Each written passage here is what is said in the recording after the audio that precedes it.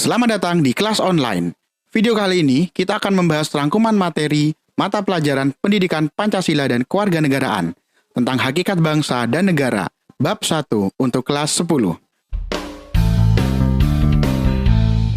Pengertian dan proses terbentuknya bangsa. Pengertian bangsa.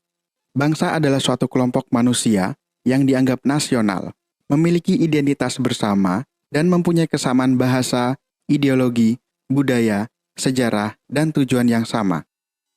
Mereka umumnya dianggap memiliki asal-usul keturunan yang sama. Terdapat beberapa pendapat mengenai bangsa yang dinyatakan oleh para tokoh. Berikut adalah sebagian di antaranya. Ernest Renan. Bangsa adalah sekelompok manusia yang berada dalam suatu ikatan batin yang dipersatukan karena memiliki persamaan sejarah serta cita-cita yang sama. Ben Anderson.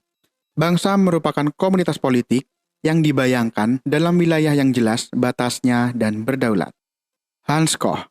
Bangsa itu terjadi karena adanya persamaan ras, bahasa, adat istiadat, dan agama yang menjadi pembeda antara bangsa satu dan bangsa lain. Unsur-unsur terbentuknya bangsa. Friedrich Hertz dalam bukunya yang berjudul Nationality in History and Politics mengungkapkan bahwa setiap bangsa memiliki 4 unsur. Keempat unsur inspirasi itu adalah sebagai berikut. A. Keinginan untuk mencapai kesatuan nasional yang terdiri atas kesatuan sosial, ekonomi, politik, agama, kebudayaan, komunikasi, dan solidaritas. B. Keinginan untuk mencapai kemerdekaan dan kebebasan nasional sepenuhnya, yaitu bebas dari dominasi dan campur tangan bangsa asing terhadap urusan dalam negerinya. C. Keinginan akan kemandirian, keunggulan, individualitas, dan keaslian. D. Keinginan untuk menonjol di antara bangsa-bangsa dalam mengejar kehormatan, pengaruh, dan prestis. Faktor pembentuk bangsa menurut dasar identitas. Faktor-faktor pembentukan suatu bangsa sangat berkaitan dengan identitas yang menyatukan masyarakat. Menurut Khotib, faktor pembentukan bangsa menurut dasar identitas adalah sebagai berikut. Primordial, yang termasuk dalam faktor ini yaitu ikatan kekerabatan, kesamaan suku bangsa, daerah, bahasa, dan adat istiadat. Sakral, dalam faktor ini yaitu adanya kesamaan agama yang dianut oleh masyarakat, dan dalam hal ini, agama dapat membentuk suatu ideologi doktrin yang kuat dalam masyarakat. Tokoh. Tokoh menjadi salah satu faktor pembentuk bangsa, karena bagi masyarakat, tokoh dijadikan sebagai panutan untuk mewujudkan misi-misi bangsa.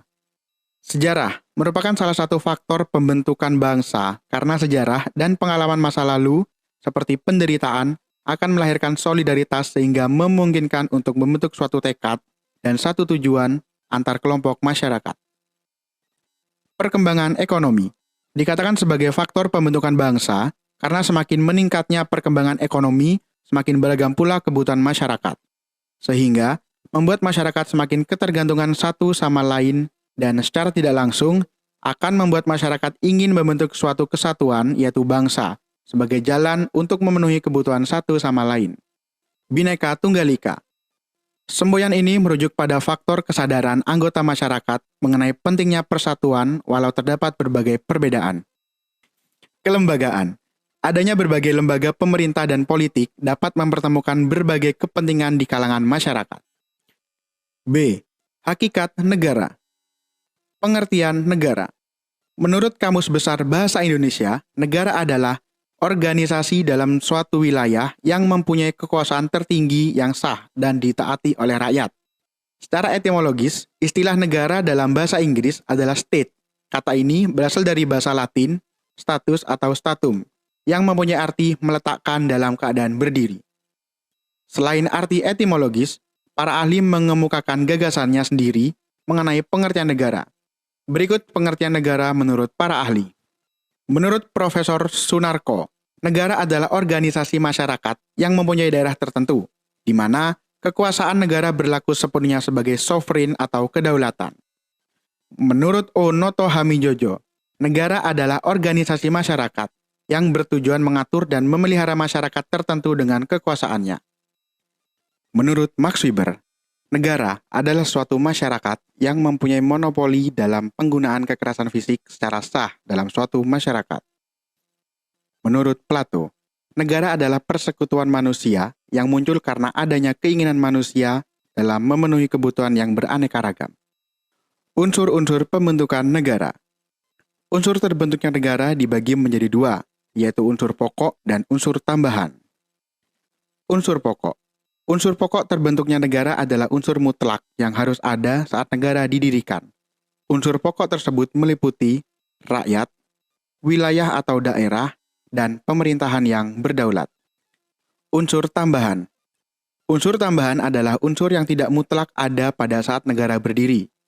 Unsur tambahan terdiri dari hal-hal berikut. Pengakuan de facto, yaitu pengakuan berdasarkan kenyataan yang ada. Pengakuan de jure, yaitu pengakuan berdasarkan pernyataan resmi menurut hukum internasional. Proses terjadinya suatu negara. Terbentuknya suatu negara dapat dibedakan dalam 3 proses, yaitu proses alamiah, faktual, dan teoretis. Secara alamiah, yaitu munculnya negara yang diawali dari adanya keluarga yang memiliki kebutuhan masing-masing, yang kemudian berevolusi ke tingkat yang lebih kompleks. Secara faktual, beberapa jenis terbentuknya negara di dunia dapat diungkapkan sebagai berikut. 1. Proklamasi. 2. Pemisahan.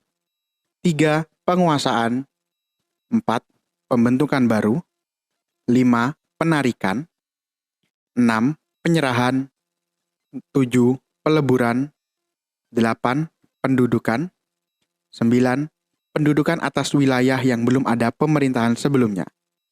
Secara teoritis, terdapat beberapa teori tentang terbentuknya negara secara teoritis, yaitu sebagai berikut. Teori kontak sosial.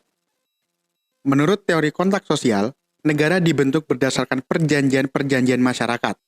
Teori ini adalah salah satu teori terpenting mengenai asal-usul negara. Teori kekuatan. Menurut teori kekuatan, negara-negara terbentuk dengan penaklukan dan pendudukan, melalui penaklukan dan pendudukan dari suatu kelompok etnis yang lebih kuat terhadap kelompok etnis yang lebih lemah. Teori ketuhanan. Menurut teori ini, negara terbentuk atas dasar keinginan Tuhan. Hal ini berdasarkan atas asas kepercayaan bahwa segala sesuatu berawal dari Tuhan dan berjalan sesuai kehendaknya. Teori historis. Menurut teori ini, lembaga-lembaga sosial tidak dibuat, tetapi tumbuh secara evolusioner sesuai dengan kebutuhan-kebutuhan manusia. Teori organis. Menurut teori ini, negara adalah suatu organisme selayaknya makhluk hidup. Individu yang menjadi komponen negara diibaratkan sebagai sel-sel makhluk hidup. Teori hukum alam. Menurut teori ini, negara terjadi karena kehendak alam yang merupakan suatu lembaga alamiah yang dibutuhkan manusia untuk menyelenggarakan kepentingan umum. Penganut teori ini adalah Plato, Aristoteles, Agustinus, dan Thomas Aquino. Teori kedaulatan hukum. Menurut teori ini, semua kekuasaan dalam negara berdasar atas hukum. Sifat hakikat suatu negara. Menurut Miriam Budiarjo, sifat hakikat suatu negara adalah sebagai berikut. 1. Sifat memaksa. Artinya, negara mempunyai kekuatan fisik secara legal. 2. Sifat monopoli. Artinya, negara menetapkan tujuan bersama masyarakat. 3. Sifat mencakup. Artinya, negara menetapkan segala peraturan perundang-undangan yang berlaku untuk semua orang tanpa terkecuali. Tujuan negara. Secara umum, tujuan negara adalah menyelenggarakan kesejahteraan dan kebahagiaan rakyatnya. Tujuan negara merupakan pedoman dalam menyusun dan mengendalikan alat perlengkapan negara serta mengatur kehidupan rakyatnya. Tujuan dari tiap-tiap negara dipengaruhi oleh tempat, sejarah pembentukan, dan pengaruh dari penguasa negara yang bersangkutan. Dengan mengetahui tujuan negara, kita juga dapat mengetahui sifat organisasi negara dan legitimasi kekuasaan negara tersebut. Terdapat beberapa teori mengenai tujuan negara, yaitu A. Teori Sangyang dan N. Machiavelli. Menurut Sangyang dan N. Machiavelli, tujuan negara adalah kekuasaan. Namun, keduanya memiliki sudut pandang berbeda tentang bagaimana mencapai kekuasaan tersebut.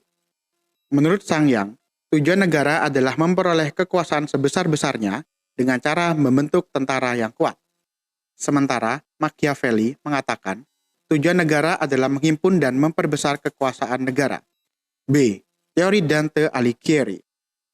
Menurut Dante Alighieri, tujuan dibentuknya negara adalah menciptakan perdamaian dunia yang dapat dicapai apabila seluruh negara berada dalam satu kerajaan dunia dengan undang-undang yang seragam bagi semua negara.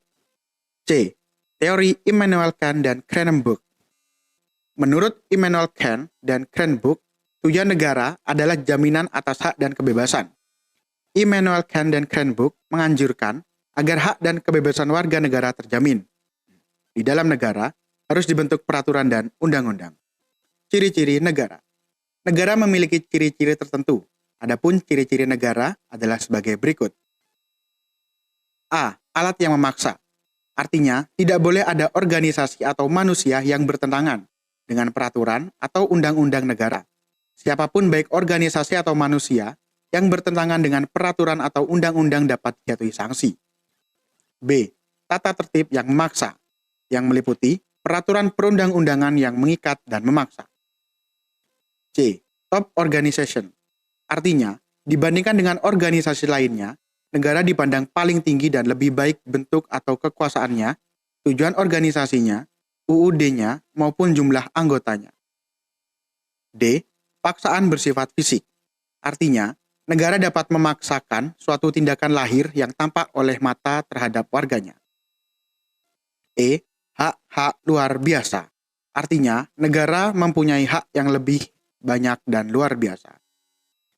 Demikianlah rangkuman materi tentang hakikat bangsa dan negara.